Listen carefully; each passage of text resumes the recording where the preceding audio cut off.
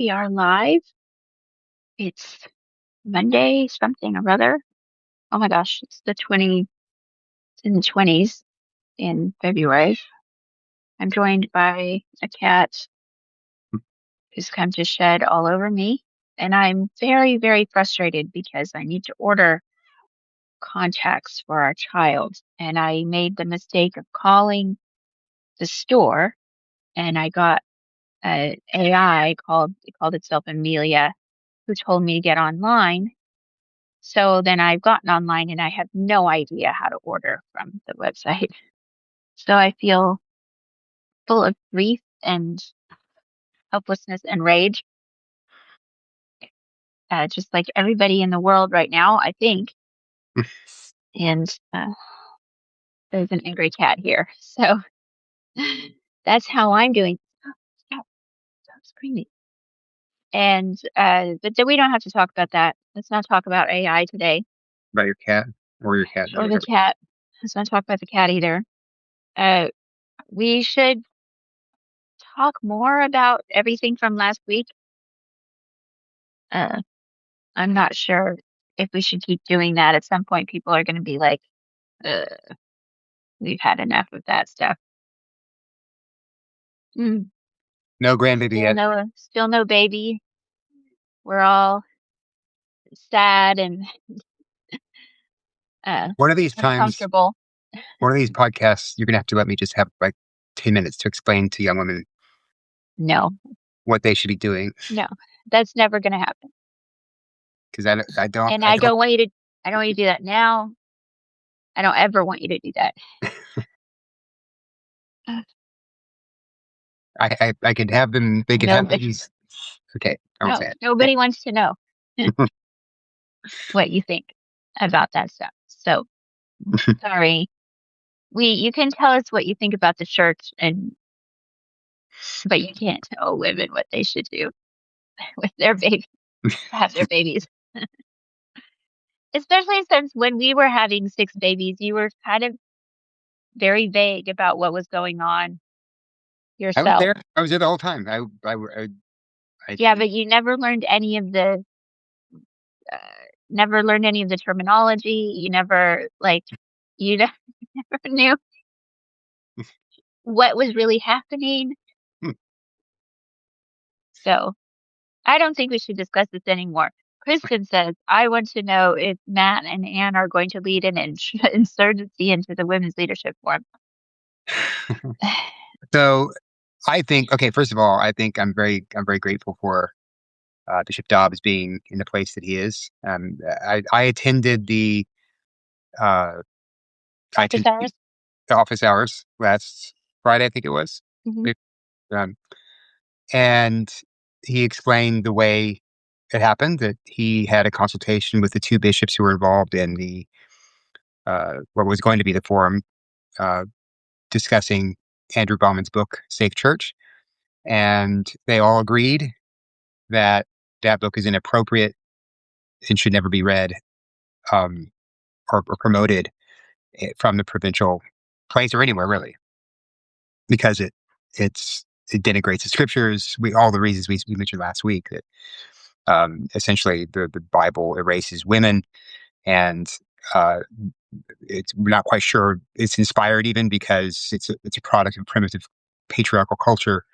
And the way to tell whether or not a passage reading the Bible is correct or not is to hold your tummy and your head and find out what, and if you're experiencing trauma, then you're not, then that part is bad.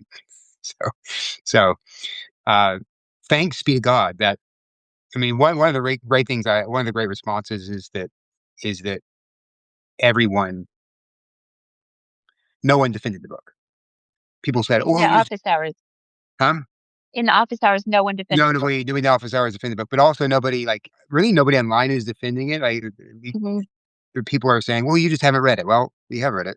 Okay, well, you're just picking out the worst parts. Well, okay, if one of those quotes that we provided is in the book, it doesn't deserve to be read by anybody. It needs to be thrown off. Yeah, I mean, I'm not a book burner, but I mean, there are some books that just cause harm, I mean, I don't to use the language of the day, so, to cause harm. Would and it's really someone pointed this out. It's really disingenuous um, to talk about the the the audacity of banning or taking away books, um, because we all know that if the provincial women's leadership network had decided to uh, read a book by Doug Wilson or Joe Rigney, we would still be hearing cries to dismantle the patriarchy at the provincial office and cast down the powers that be and to burn the books. Um, the reality is, some books have no place in the Christian world or in the church, uh, and you can what you choose to do and read as an individual is up to you. Although I would say you need to take care for your soul. Um, but what the church promotes cannot be something that undermines the scriptures. That's just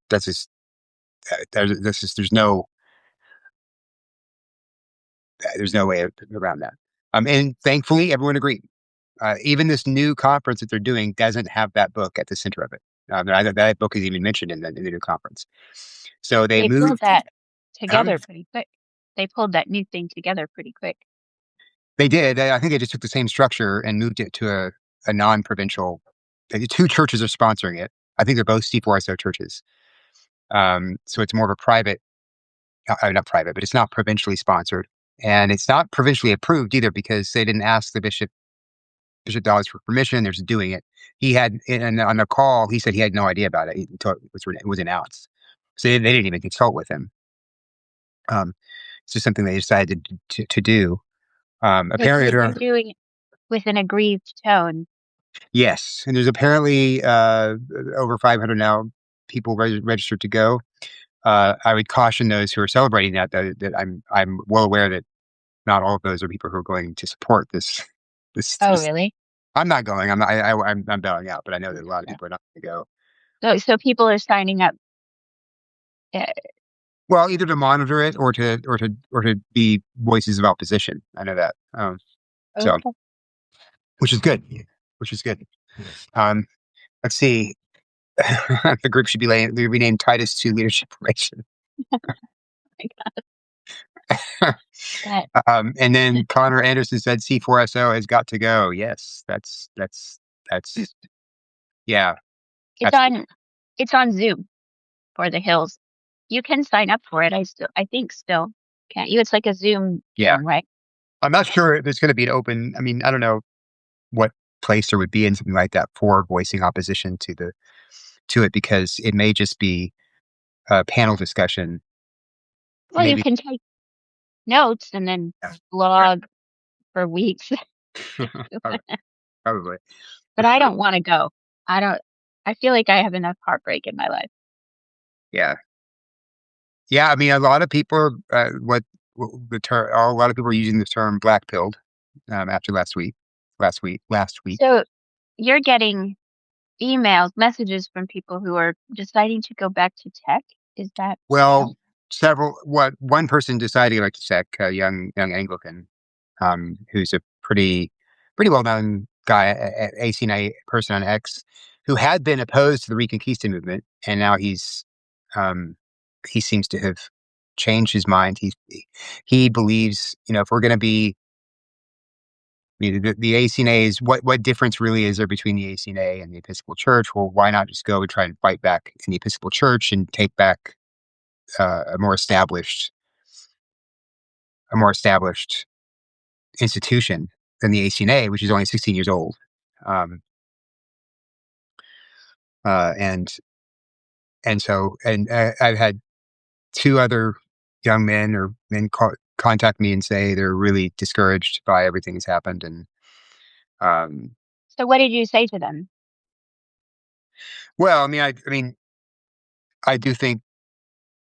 Okay, so first of all, leaving the ACNA for the Episcopal Church is the right is a really unwise move. If you're wanting to fight for orthodoxy, there's really not any ground to fight for anymore in the Episcopal Church, because remember the last resolution that was passed, yeah, I think it was in 2023, that says as a no bishop in the Episcopal Church has the authority to say no to a homosexual quote unquote marriage in his diocese or her diocese. I guess they have female bishops. You can't stop it. You don't have to do it personally. Um, but you have to facilitate it being done. And what that resolution does for those bishops who stay in the Episcopal Church is it makes them all hirelings. That's the technical. I'm not trying to be abrasive, but that's the biblical word for what they have to do. They have to facilitate giving their own people over to the darkness. They have to help the wolves come in and steal the sheep, um, or at least stand aside while that's happening.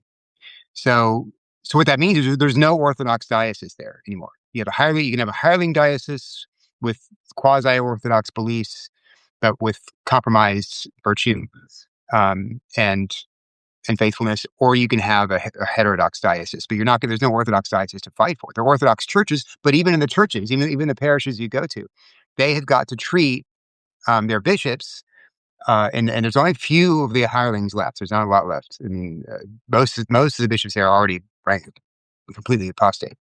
So in those Orthodox parishes in led by apostates, you have to treat your apostate bishop as a bishop.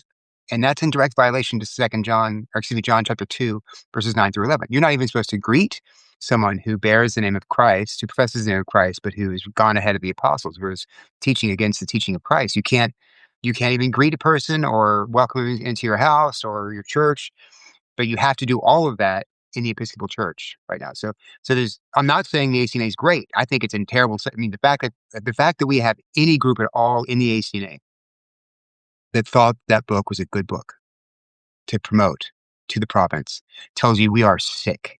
This is a sick, sick church right now. Is it sick unto death? I don't think so.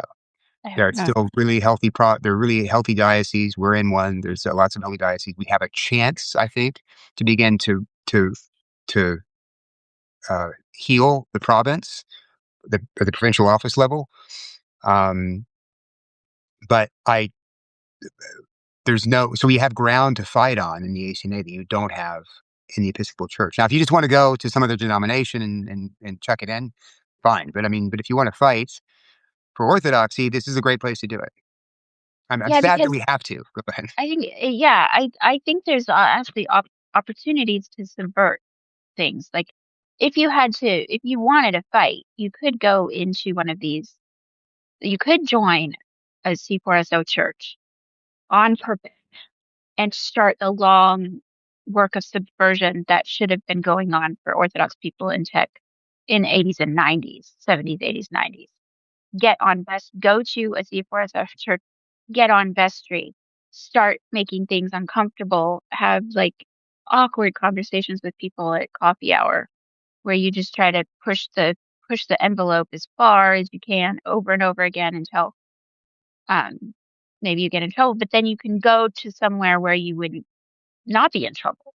Like you can go to Orthodox diocese in the ACNA and uh, do ministry and be fine, and you can find Orthodox churches. But if you are up for a fight, if you want to be a Reconquista, go join a C4SO church, find one, join a Bible study, start, you know, the the stuff that everybody should have always been doing, which is paying attention to the innards of the church, the politics of each congregation, one by one by one, ultimately Yeah, redounds to the health or the illness of the whole.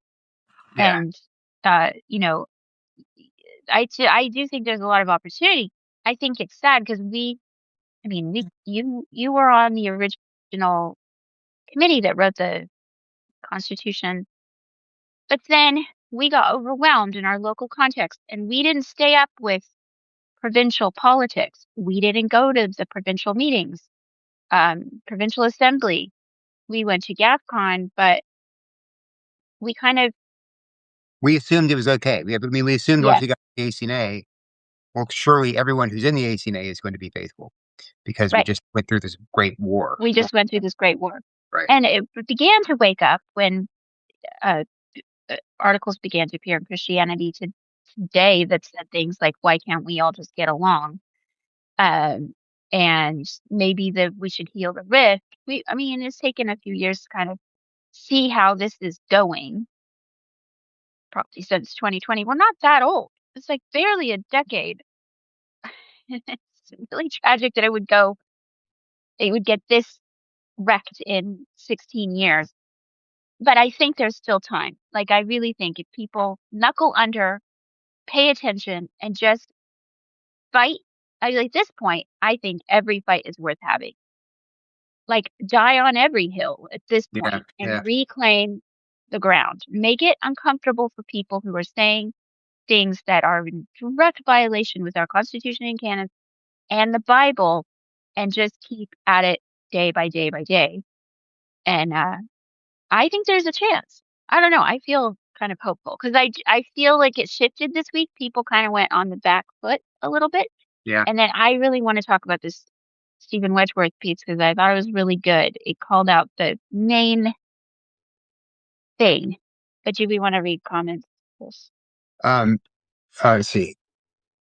As someone who's struggled in the same, this is Connor Anderson, as someone who's struggled with same-sex attraction, I cannot join TEC, nor are there any Orthodox TEC parishes in my area. Yeah, I mean, if you have that, if you are struggling with that particular temptation, stay as far as you can away from TEC because you will only find people who will try to drag you into that. And stay as far away from like places like C4SO and other places that are really wobbling on this. So try. I hope you're in a area with a good faithful Anglican presence. But yeah, glad you're fighting the fight, and uh, pray that you'll be uh, strengthened and helped. Um, Kristen McGuire says, "So then you'll go to the Zoom." I don't know if I can say. What's interesting about this? I read the book, or reading the book, and listening to Stephen was talking about. It's so Episcopalian. It's like the Episcopal Church. I've heard this language so much. It's been the language of. It's been the backtrack of my life. The it's been the baseline playing in the background of my life has been the way liberals talk about the Bible.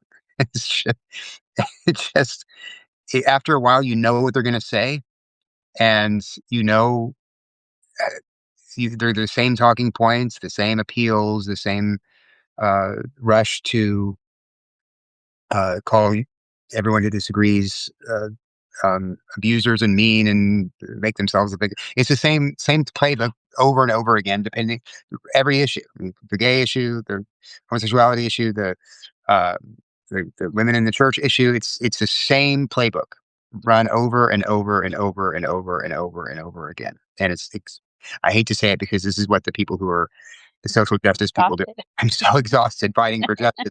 Right? But I'm very I'm exhausted. actually legit tired. I'm tired of it. um, but I thought, so one of the ways it's happened.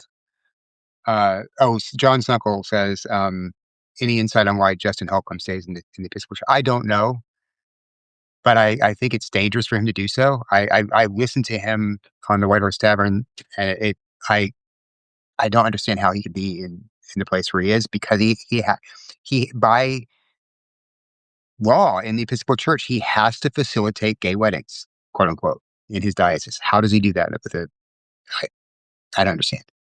Um,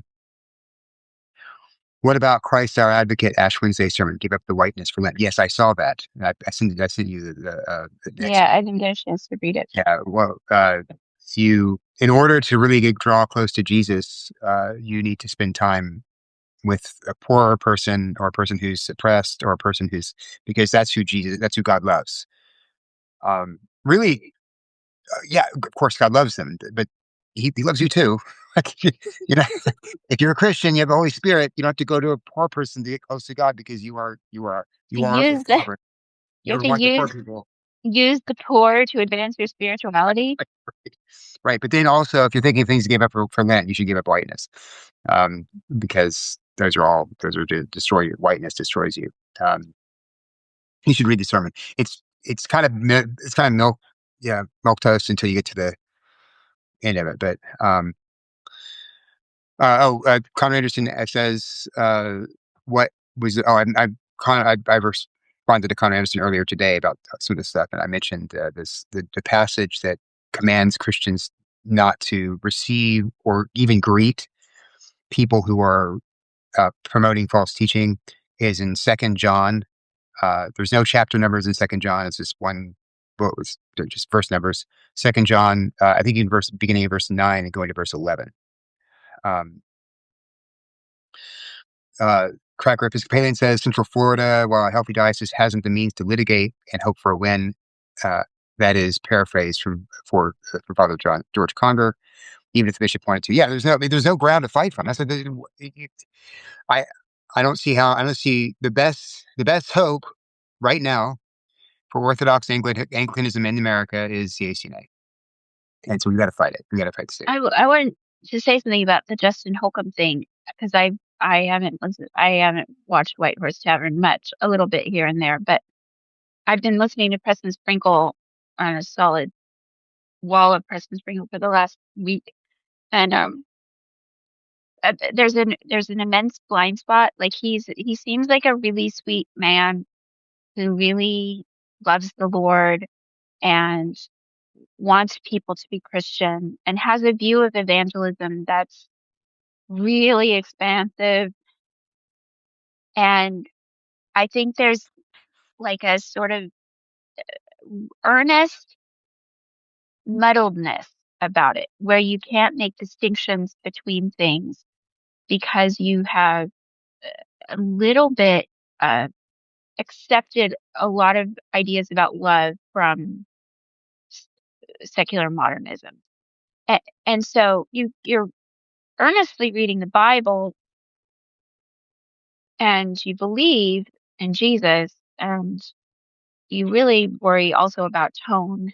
But there's this big blind spot. Like you can't see what you're bringing in your efforts to make sure that everybody comes to know the Lord.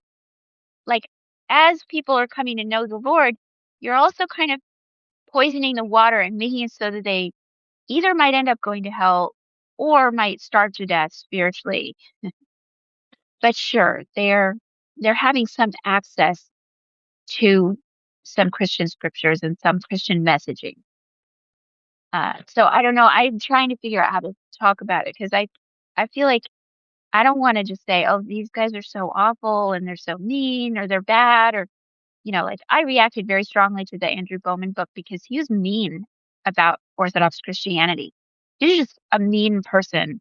To say that people who believe that women shouldn't speak in church in certain situations or shouldn't be in charge is abusive is a mean thing to say because that's most of Christianity through time and space. And I don't think that Preston Sprinkle and just Holcomb are like that. They're not combative. They're not mean. They think they want everybody to get along. So I would make a distinction between some people in the ACNA who are just aggressive, pushing an agenda, and then the people who are helping them do that Yeah, by being really sweet. So it's this kind of back and forth. Uh, and of course, if you go after the people who are kind of nice and kind of sweet, then you look like a jerk. But they don't want you to. They want your tone to be good. The sweet people want the tone to be good. I think, well, yeah. they're not seeing the whole picture or something. I mean, I was trying to think about how this happened to us. Like, how did we wake up one day and all of a sudden we have the Episcopal Church in the ACNA, the ACNA becoming the Episcopal Church again? How did that happen? Um, and we've talked about it many times. I don't want to belabor it, but it's really I have a point that might be a little bit different than what we said before at the end of this. But so two things I think combined in a toxic way. First was the uh, drive to plant churches. We had this plant 1,000 churches in 5 years or something along those lines. I forgot what the exact goal was, but that was such a big emphasis from 2009 on in the ACNA that many dioceses just devoted themselves to it, and they brought in church planters from other denominations, other traditions, without much vetting. If they were proven to be able to plant a church, or they were even willing to plant a church, bring them in, throw them out there, let them go. Right. So that brought in a lot of people who were former emergent church people. That brought in some people who were really leftists in their understanding of theology, leftward leaning, um, but who were kind of in this, uh, uh, who were good church planners. So one of those was Todd Hunter, who we brought in and fast tracked to the Episcopal office. He was from Hmm. the Vineyard, and he was a proven track record of church plants, but he was also really heavily involved with the emergent guys. But we just brought him in, right? Yeah.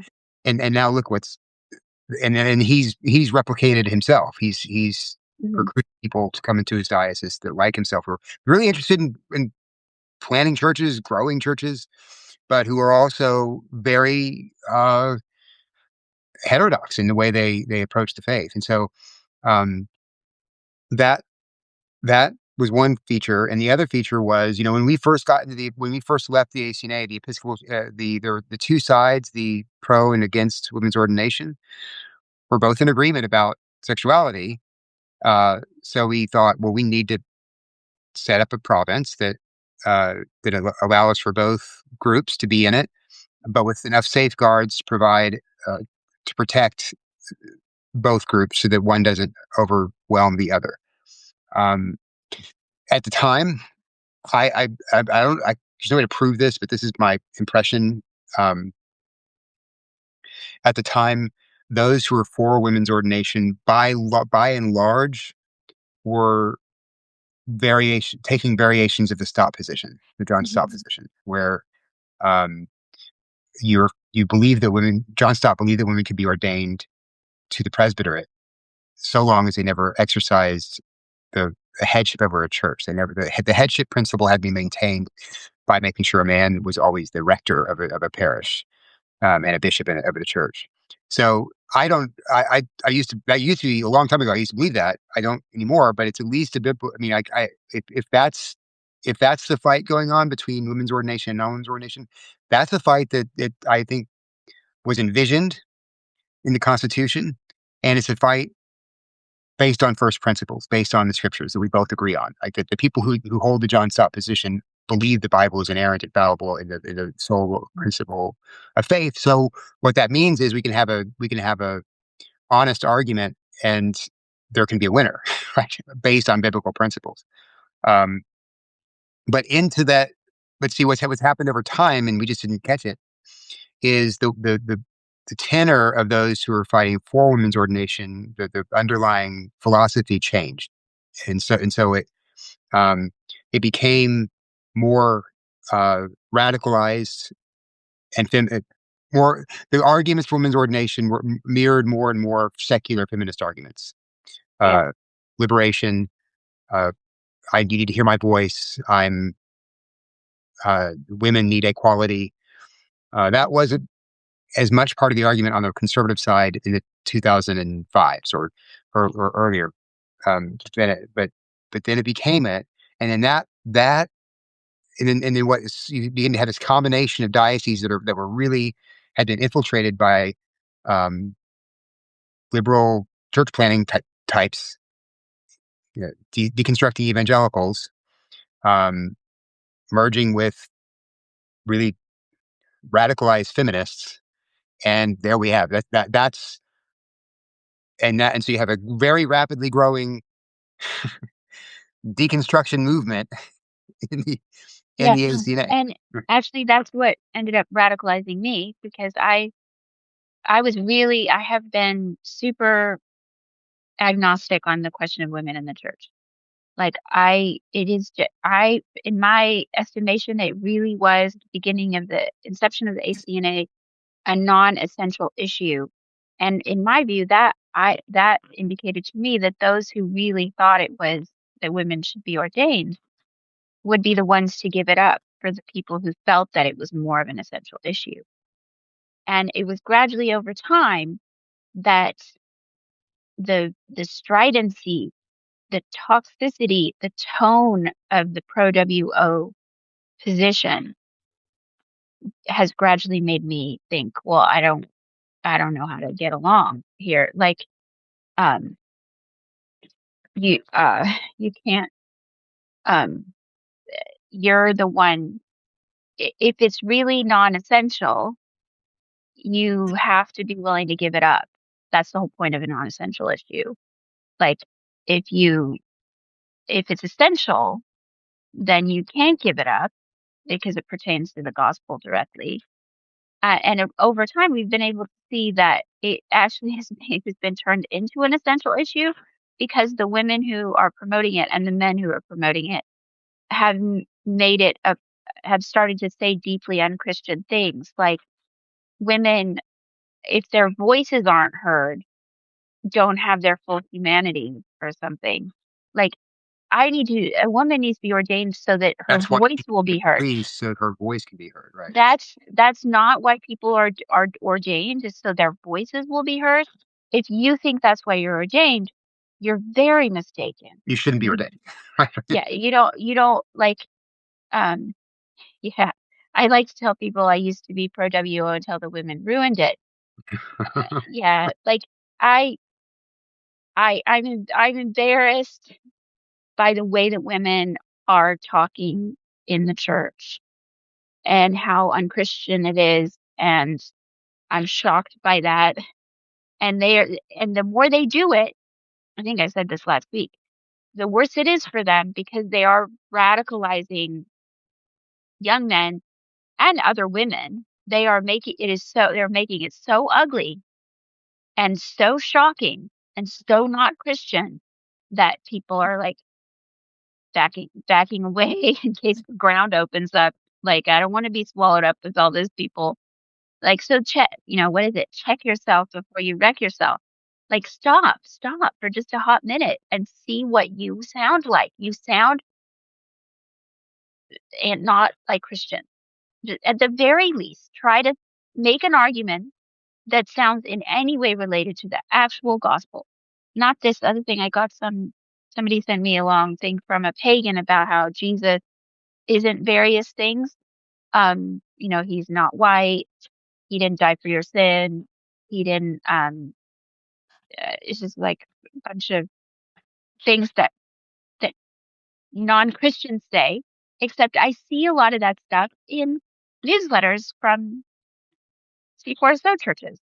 Yeah. So, uh, like, No, I mean, I used to, I do not have any doubt at all right now that uh, many within the pro WO movement within the ATNA are also very much affirming. affirming. Yeah, They like can't say it yet, they but they can't are. say it, but they want to though, and Yeah. I welcome them. Let them say it out loud. Let them. Okay, wait. Now we should read more comments, and then we should talk about Stephen's argument. Yeah. Well, Yeah. maybe we should talk about Stephen's argument just real quick, because it kind of um, Okay. goes. I'll try to remember to link it, but he invited the the pro WO side to go ahead and say what they really mean out loud, because it sounds like they think that people who don't believe in women's ordination aren't Christian and that they're all abusers. So go ahead, say it. We If need to that's the know where we are. case, If that's the case, then obviously we're not we going can't to be at the be able same to church, work right? together. Yeah. The church, So this say it not work. in the interest of dialogue, in the interest of openness and everybody getting along and healing the breach. Say what you actually mean. We can tell what you mean from how you're talking, but you should go ahead and be clear. Stop with the obfuscation. Yeah, Do and you have that's very anything? helpful because I Yeah, do think even on the more moderate ones, there's a sense that if you believe that a woman has a right to be in a position, then what reason is there to keep her from being in that position? Um, in the olden days, the pro women's ordination would say, okay, well, our brothers and sisters across the aisle here, they they're not saying that women are any less than men. They're just saying the Bible forbids this from happening because women, of the type of human being that a woman is, or what God has made her to be, and because the Bible says so. And uh, that's gone now, right? Hmm. I have not heard that kind of at least respectful articulation of Hmm. the opponents is what women's from the pro WO side for the anti WO side in a long time. I have not heard it. No, I haven't Uh, either. No.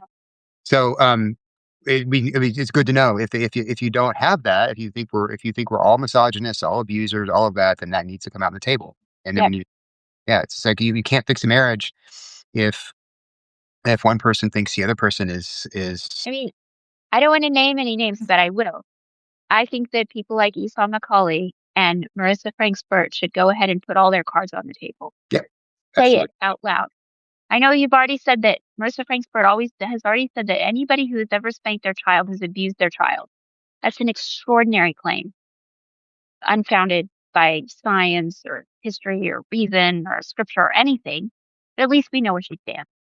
Go all the way. Say it for real. And then we can say, okay, well, we're not on the same page. We don't believe in the same God.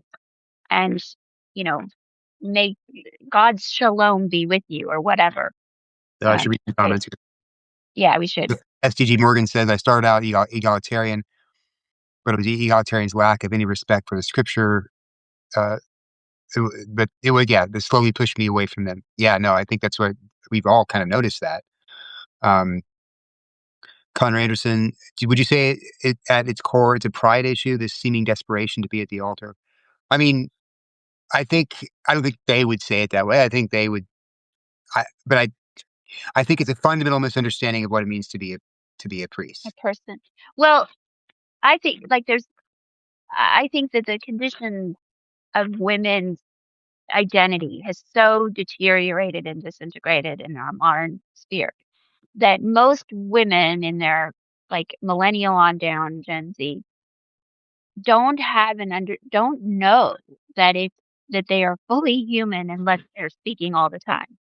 They actually just don't know that. And there's not appropriate work for women.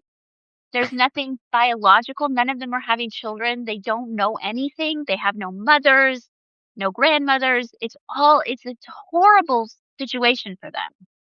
And so when they see a thing that looks meaningful. Uh, the priest's job looks meaningful. It looks spiritually important. And there's nothing for them. And so they think, I've got to do that because I'm starving. I mean, I feel really deeply grieved. I think most women are spiritually starving. They're not being preached to. They don't know the scriptures. They don't have anything. They don't know anything. And they see something that looks good and they think, well, I've got to have that. I mean, it's really interesting though, the state of a church that would say to a young 20-year-old woman, uh, we need you to teach, like a 20-year-old woman has never thought of anything. It's like a 20-year-old man, it's just as bad, but Yep. you don't Yes. have anything, you don't know anything, you have nothing to offer anyone at that point. You just need to live and like become a person. But the church, the Episcopal Church said to young women, we need your voice.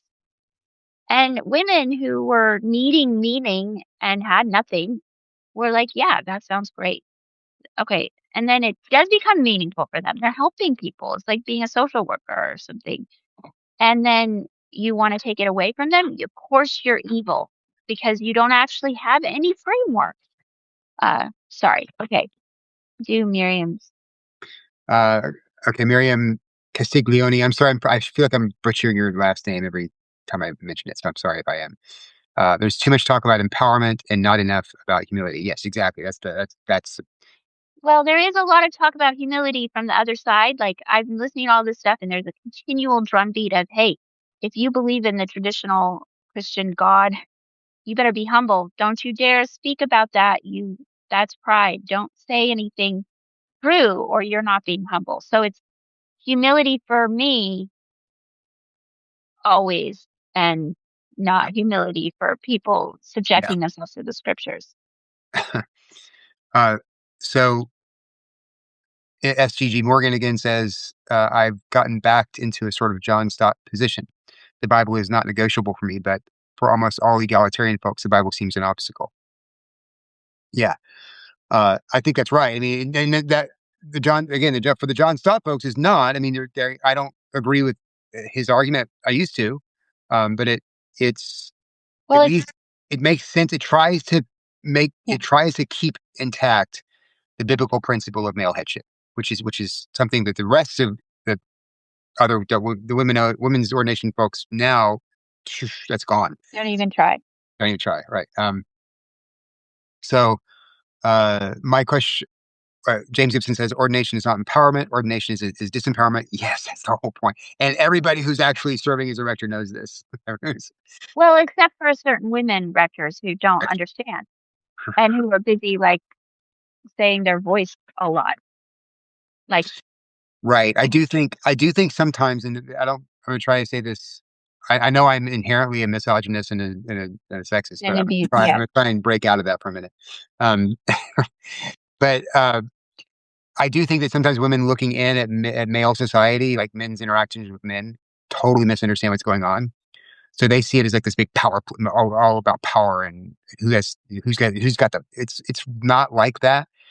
And so when they get into a position of authority around men, they try to act like what they see, what they think they've seen, and it just turns out that they become girl bosses, and everyone just doesn't like them because it's not the way You that's become not you the way become men subordinate. exercise leadership. Right? If some bad leaders, yes, good leaders do not exercise leadership like that.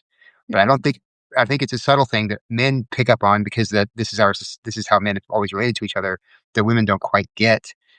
Some of them do, but in general, they come in and try to exercise power like what they think a man would do, and it turns out to be really heavy-handed and And the thing is that they give away the actual power. Like women have power in the church. This is like a yeah, lot of them have given it away, but in a properly run church, the women in the church will have a substantial amount of power, right, and they will use it in a godly way for the upbuilding of the church.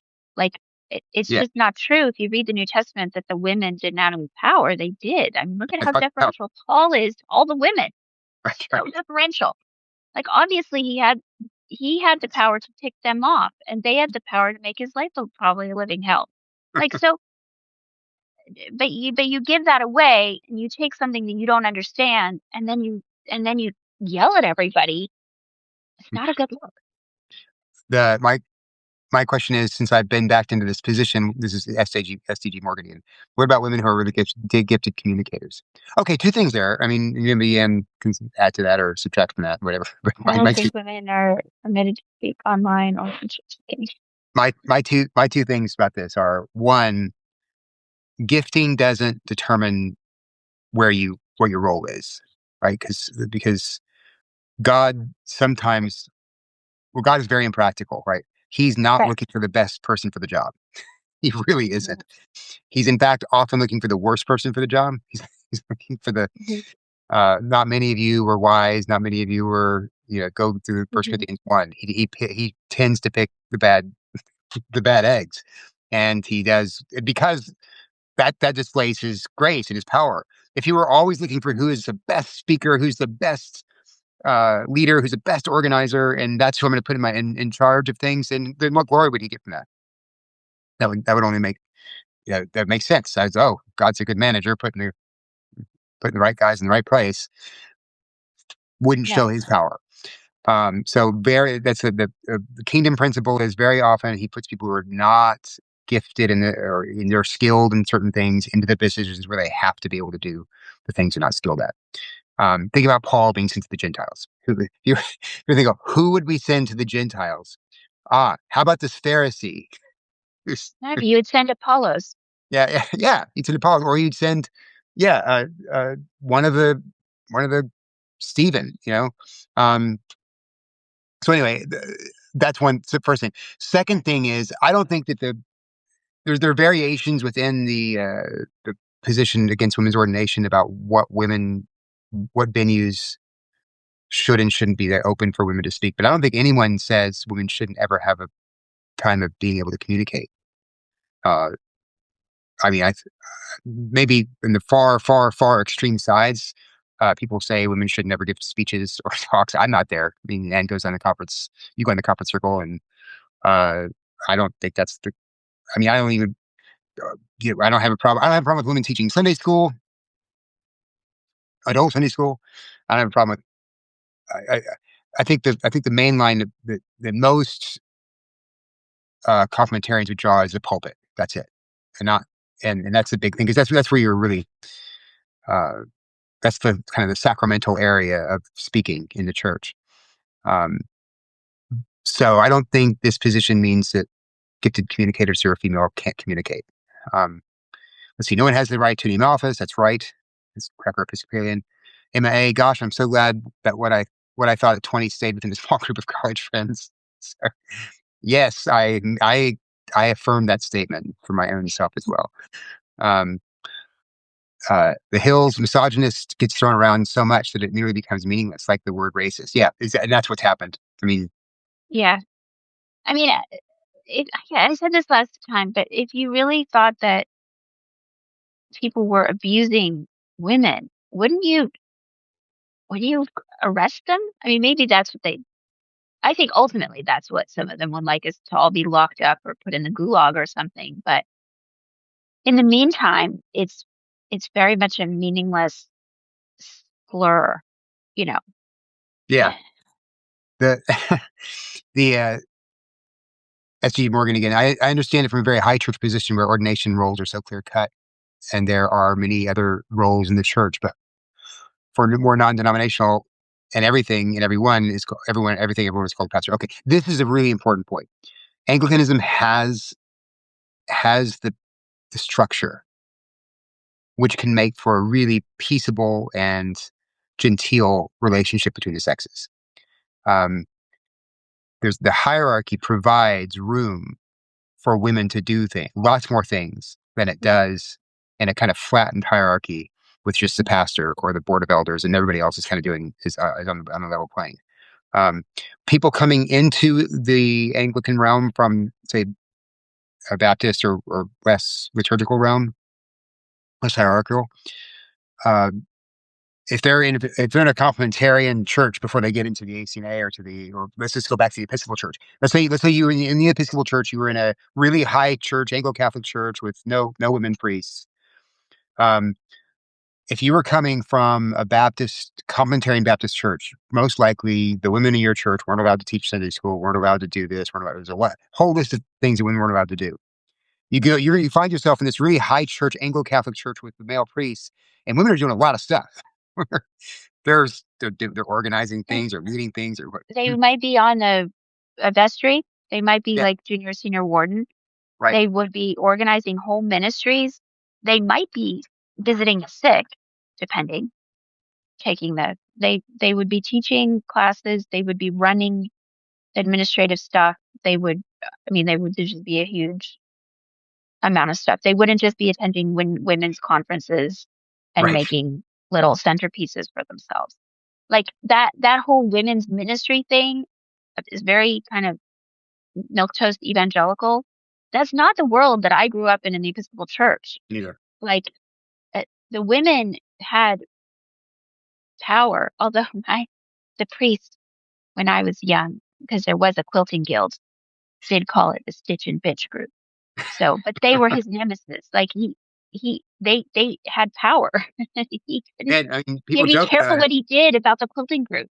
right? People joke about it. I'm not kidding. The altar guild had wielded extraordinary Mary power. power over the male clergy.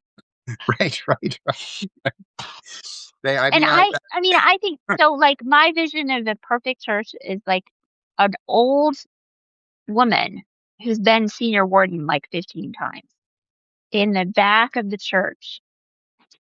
And there's a young priest at the front who has to preach a sermon. And then because she's decided she's walked up to the front 100 years and she's decided she's not going to go there anymore.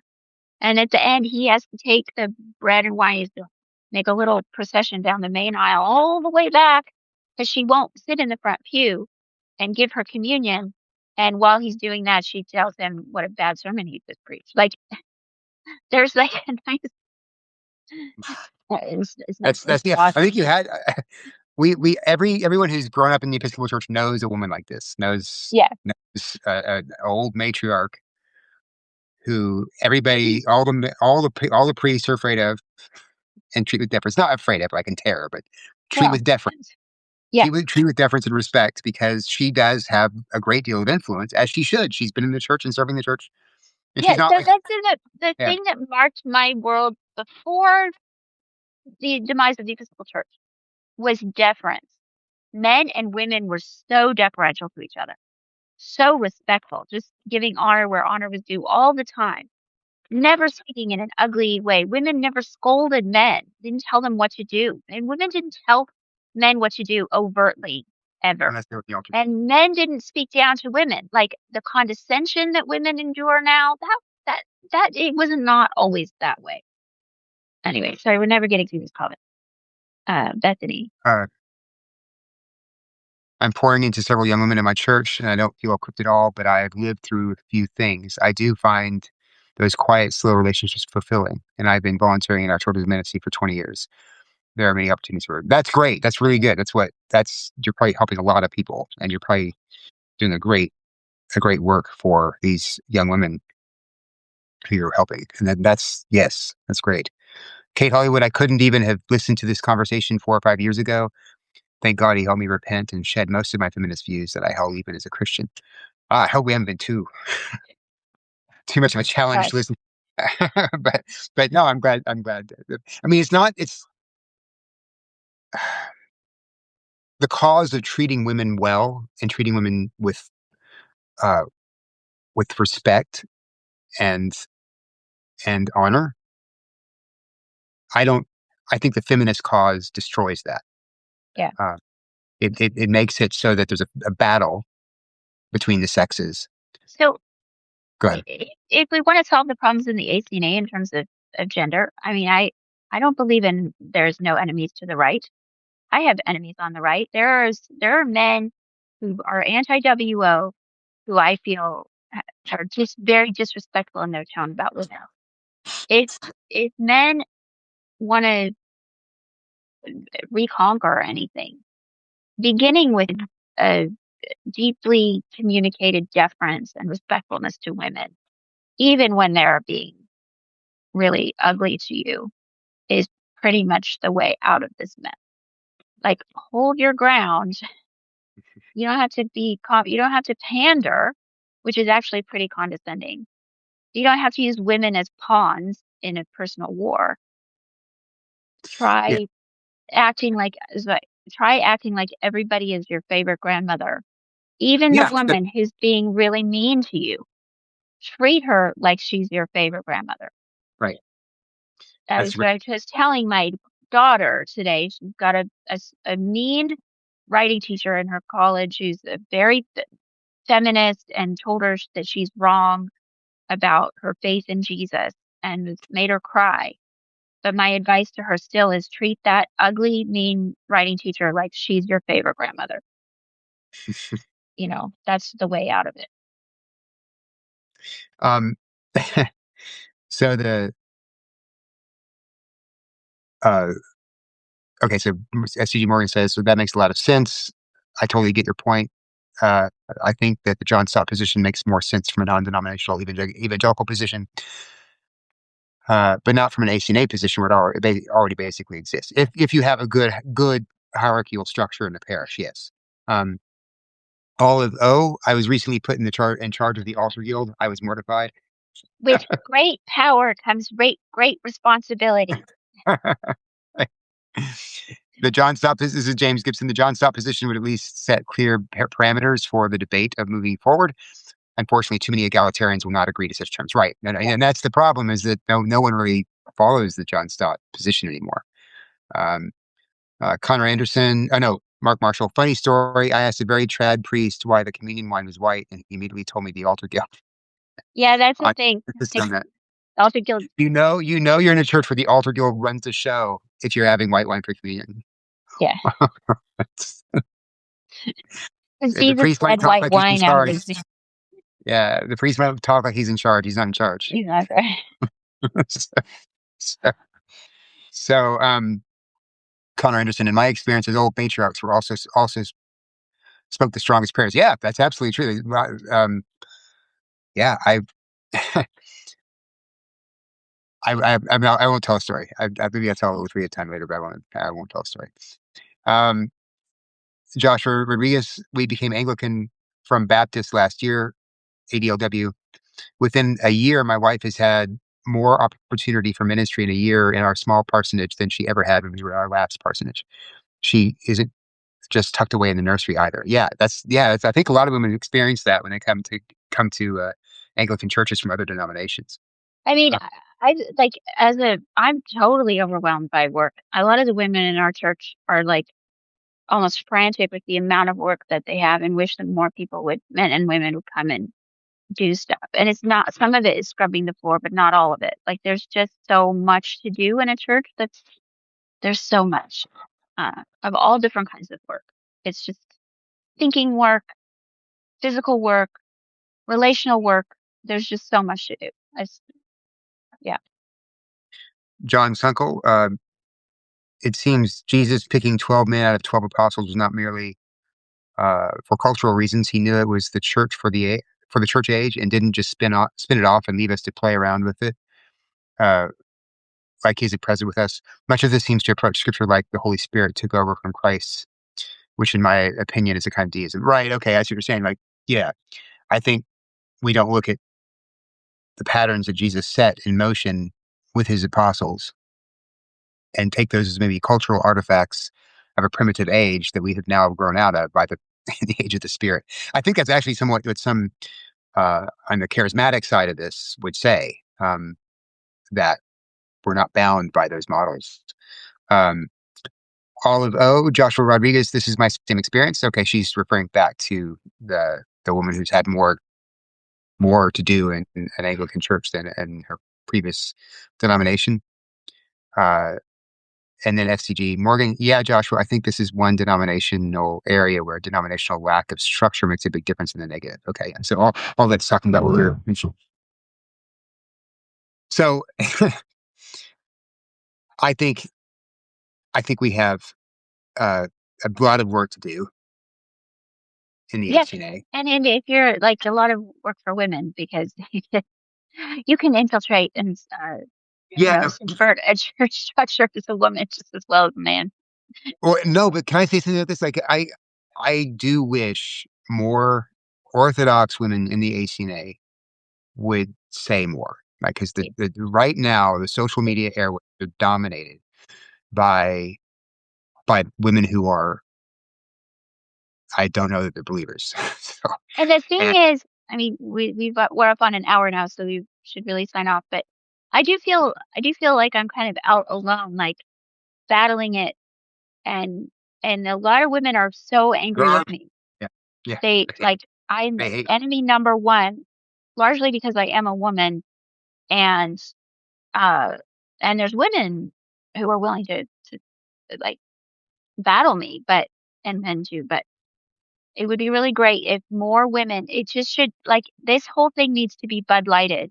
This view of people and God and the scriptures needs to become embarrassing to hold this view, like Dylan Mulvaney pretending to wear a dress.